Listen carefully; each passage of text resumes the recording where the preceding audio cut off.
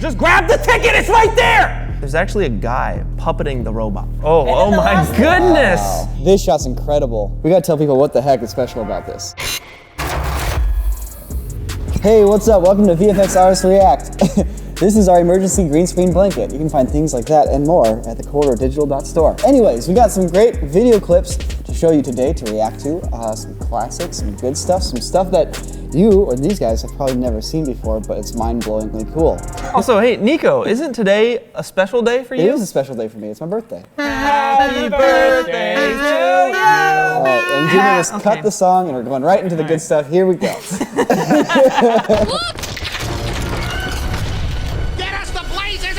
Oh my goodness. Okay. It's the Uncanny Valley, the movie. I think this movie gets a bad rap because of that. There's a lot of technical breakthroughs that came through because of this movie. Yeah, that breaking ice looks really sweet. Turn the sled around! Dude, this guy is the best train driver in the world. Would you say he's had a lot of training? It's right there, grab it, just grab it. It's literally right there. And they're not getting any closer. Just grab the ticket, it's right there! Somehow we have the traction to pull the train out of the water. It's okay, it's a cartoon, whatever. It's funny you mention that it's a cartoon because at the time, they didn't exactly know how to even classify this movie. Robert Zemeckis did not consider it to be an animated film because he directed real actors on a set. Yeah, and that's what Andy Serkis says too about his characters. But you know what? Anytime there's motion capture, there's a team of animators there fixing that motion Absolutely, capture. I do not disagree. But this was also kind of like the first time that this was done for like an entire movie. They filmed pretty much the entirety of this movie in a 10-foot by 10-foot square room with 170 cameras pumping out 80 gigabytes of footage per minute. He's way ahead of his time with this because now people are starting to go towards completely virtual sets. You know, the new Avatar movies are kind of filmed this way. So what's also interesting about this movie is that most of the characters in this movie were performed by Tom Hanks. What?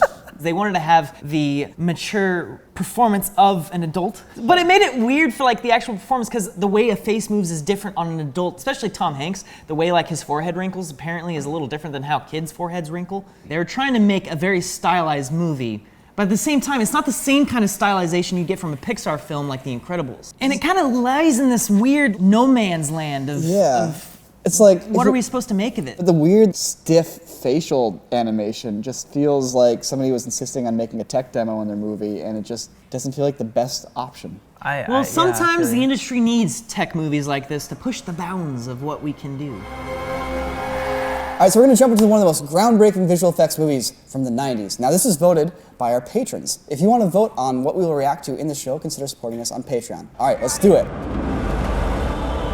Twister, the tornado movie of the mid-90s. This is like the beginning of those classic disaster movie tropes. This is 3 miles southeast. Let's see what Look you at that tornado off in the distance. Looks so good. Yeah. This shot. Okay. Yeah. This shot's incredible. How much do you think was simulated versus hand animated? Wren, are you telling me everything was hand animated? No. Not quite. No. Okay. So the only thing that was really hand animated is the roof of the silo there, as it like falls off, kind of floats towards camera, and then lands right behind the truck. But the thing about the barn exploding outwards is that that's all particle based. Pause, Red. Rewind. We gotta tell people what the heck is special about this. So these days, you can do physics simulations on computers. We really take it for granted. We do really take it for granted. I mean, you see it in video games all the time. You can have a stack of cubes, you can texture like a building, you can knock it over, and there's your building destruction for your new Hollywood movie.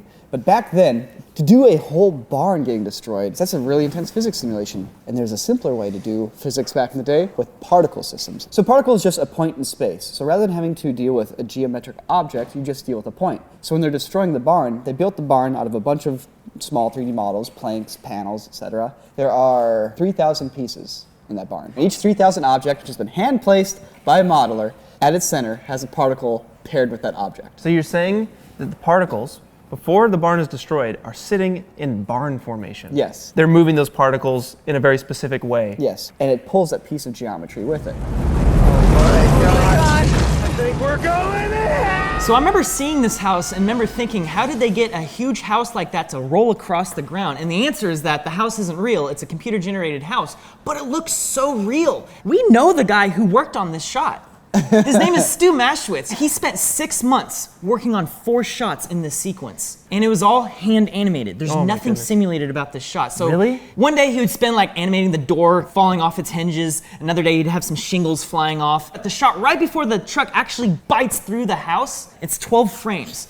And each one of those frames took over 12 hours to render. Oh my God. Up to this point, when it comes to visual effects, everything's been locked off. Cameras have been on tripods. And the guy who directed this movie is the same guy that directed Speed. And he's like, no, I need shaky cam. So the poor match movers over at ILM had to sit there and try to match those camera movements by hand in 3D, shot by shot. It's like we have programs that track camera footage these days to make a 3D camera, but back then you had to do it manually. Yeah. Dude, we're so lucky. So how the heck do they do these tornado effects?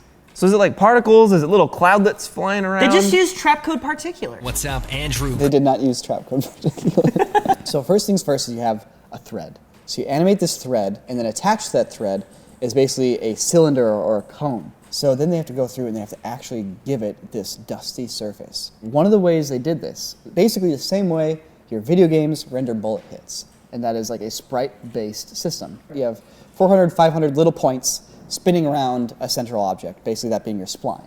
Now, if you have a puff, just an image of a puff, Puff-based imagery. puff-based imagery, you can attach those all over the place. And when you get enough of them to like kind of fill out your shape, that's kind of how you can get your tornado look. And then basically if you're casting light into your scene and you can have these sprites, these little layers, shadow each other, that starts to give you depth because we need shading to see volume in our shots. And when all that is stacked on top of itself, it starts to look really convincing. Which is basically the same method at which we do stuff like that today. In the Boston Dynamics video, when like the robot's running off in the distance, instead of doing like a smoke simulation for all the dust being kicked up, it's just a puff system.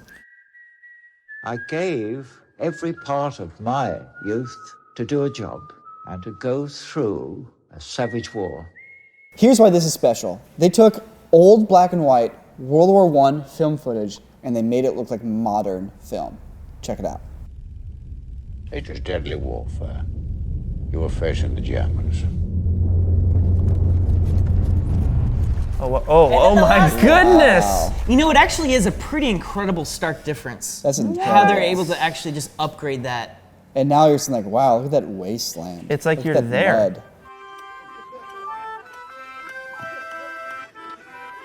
Everybody loves the camera back then. Look at these guys like hamming it up. I noticed how many people had bad teeth back then. Yeah, That really that stands becomes out. really apparent watching it like this.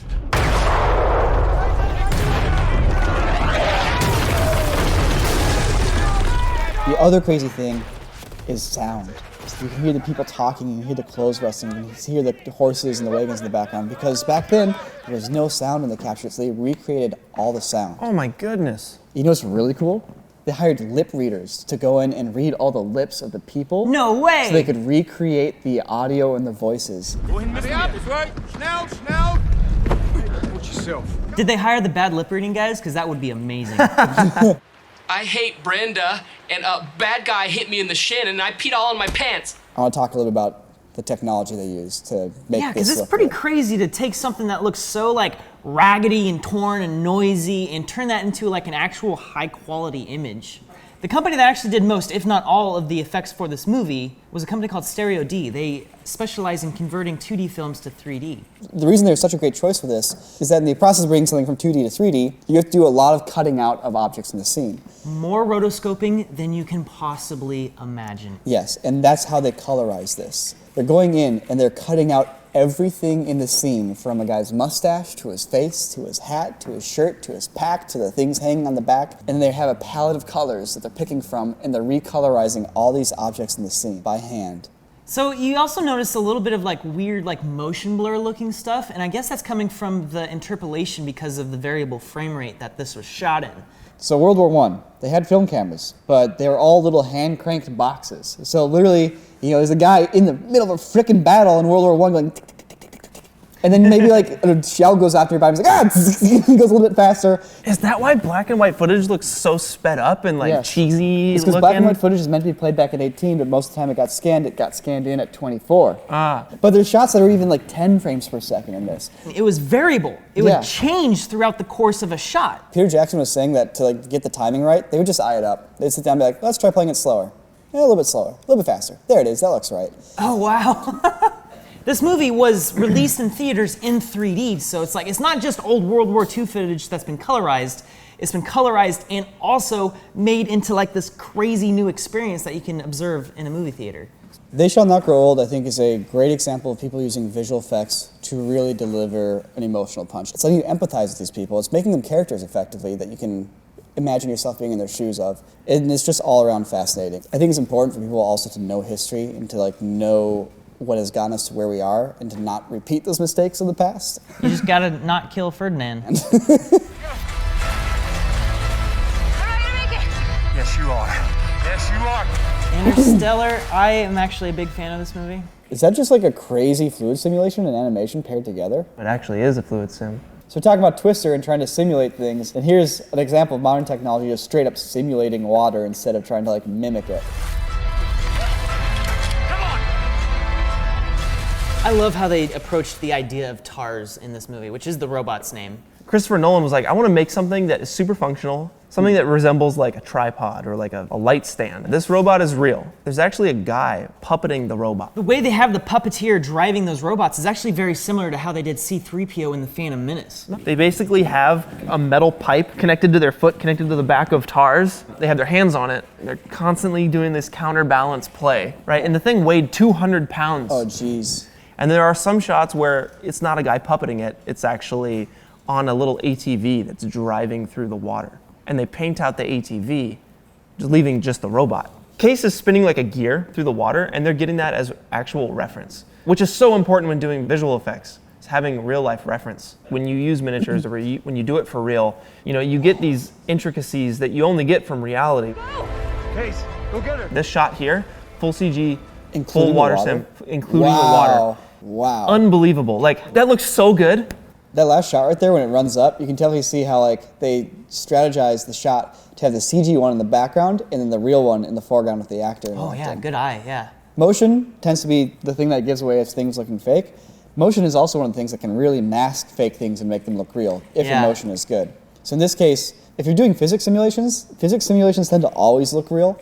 And so the little bit of water physics simulations that they're having in this shot are really selling that it's interacting with reality. Yeah, it grounds it in reality. Yeah. What's up, mother? It's the Corridor Crew, where we got some sick ass sweaters. Look at this. It's dope. It's warm as hell and super high quality. Throw it in your washing machine a million times, it will look exactly the same. Say that about any other piece of clothing, I dare you. Look at this awesome pattern. Not only does it keep them warm in the winter, but also we can track whatever we want onto it because of our high-tech pattern. You may have seen it in famous movies such as Spider-Man. Well, guys, here's the real deal. This stuff ends up selling out incredibly quickly because we have to order limited quantities and we want to make it good. Quarterdigital.store is where you want to go to get it. Spend $75 or more, get free shipping. Free returns, so you can shop with confidence. If something doesn't work out, doesn't fit, whatever. No skin off your back, you keep it skinned right where it belongs. Quarterdigital.store. Also, there's a link in the description below. Thank you so much for watching, everyone. This was a really fun episode to do. Until next time.